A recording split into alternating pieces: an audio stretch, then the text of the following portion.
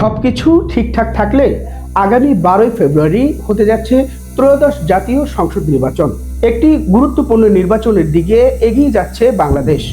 যদিও বাইরে থেকে দেখে আপাতত দৃষ্টিতে মনে হচ্ছে সবকিছু নিয়ন্ত্রণে, কিন্তু ভেতরে ভেতরে একাধিক দিক থেকে চাপের মুখে পড়ছে সরকার। বিদেশি শক্তি, রাজপথের বাস্তবতা এবং নিজেদের রাজনৈতিক মিত্রতা সব দিক থেকেই ভীষণ চাপে আছে তারা। নির্বাচন যতই ঘনিয়ে আসছে ততই তাদের সামনে বেশি ঝুঁকি তৈরি হচ্ছে। কিন্তু কিসের এত ঝুঁকি সরকারের? এই মুহূর্তে যুক্তরাষ্ট্র, যুক্তরাজ্য এবং অস্ট্রেলিয়া এক সুরে কথা বলছে। তারা চায় বাংলাদেশের নির্বাচন ইনক্লুসিভ হোক, অর্থাৎ সব বড় রাজনৈতিক শক্তি যেন কোনো না কোনোভাবে নির্বাচনের ভেতরে থাকে। এই দাবির কেন্দ্রে আছে কার্যক্রম নিষিদ্ধ হওয়া আওয়ামী লীগ। পশ্চিমা দেশগুলো মনে করে আওয়ামী লীগের এখনো একটি বড় ভোট ব্যাংক আছে, যার সংখ্যা আনুমানিক 30 থেকে 35%। এই ভোটাররা যদি ভোট দিতে না পারে তাহলে নতুন সরকার আন্তর্জাতিকভাবে দুর্বল হয়ে পড়বে এবং বিদেশি কূটনৈতিক মহল বলতে পারবে এই সরকার দেশের সব মানুষের প্রতিনিধিত্ব করে না। এই কারণে জাতীয় নিরাপত্তা উপদেষ্টা খলিলুর রহমানের সাম্প্রতিক মার্কিন সফর এত গুরুত্বপূর্ণ ছিল। ওয়াশিংটনে তাকে মূলত বোঝাতে হয়েছে বাংলাদেশ কিভাবে একটি নির্ভরযোগ্য এবং অংশগ্রহণমূলক নির্বাচন দেবে। কিন্তু বিভিন্ন কূটনৈতিক সূত্র বলছে যুক্তরাষ্ট্র এখনো পুরোপুরি সন্তুষ্ট নয়।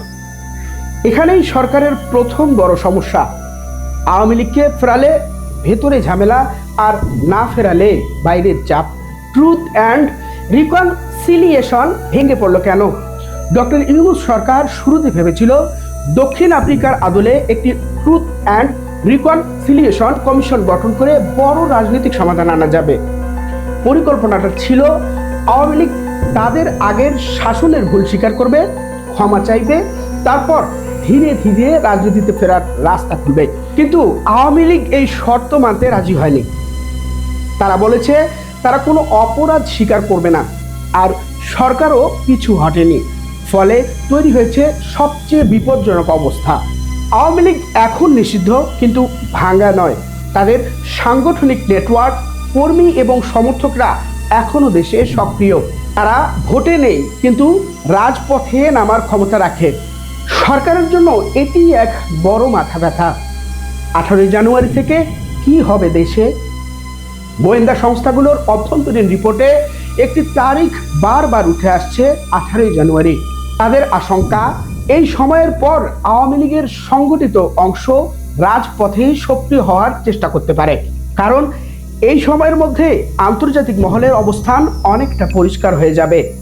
যদি আওয়ামী লীগ দেখে যে পশ্চিমা দেশগুলো সরকারের পুরোপুরি সমর্থন দিচ্ছে না, তাহলে তারা এটাকে সুযোগ হিসেবে নিতে পারে। এই আশঙ্কার কারণেই পুলিশ ও নিরাপত্তা বাহিনীর ভিতরে ভয় বাড়ছে। তারা জানে একবার বড় সংঘর্ষ শুরু হলে পরিস্থিতি হাতের বাইরে চলে যেতে পারে। সরকারের মিত্ররাও একজোট নেই। শুধু বিরোধীরা নয়, সরকারের নিজেদের শক্তিগুলোর মধ্যেও সমস্যা চলছে। ইসলামপন্থী 11 দলীয় জোট ভেঙে 10 দলীয় জোটে পরিণত হয়ে গেছে। সবচেয়ে বড় যুদ্ধ আওয়ামী লীগের ভোট ব্যাংক। সবচেয়ে নীরব কিন্তু সবচেয়ে গুরুত্বপূর্ণ লড়াই হচ্ছে আওয়ামী লীগের ভোটারদের নিয়ে। বিএনপি ও জামায়াত দুই পক্ষই এখন চেষ্টা করছে এই ভোটারদের নিজেদের দিকে টানতে। কারণ সবাই জানে এই 30 থেকে 35% ভোট যে পাবে সেই সরকার গঠন করবে।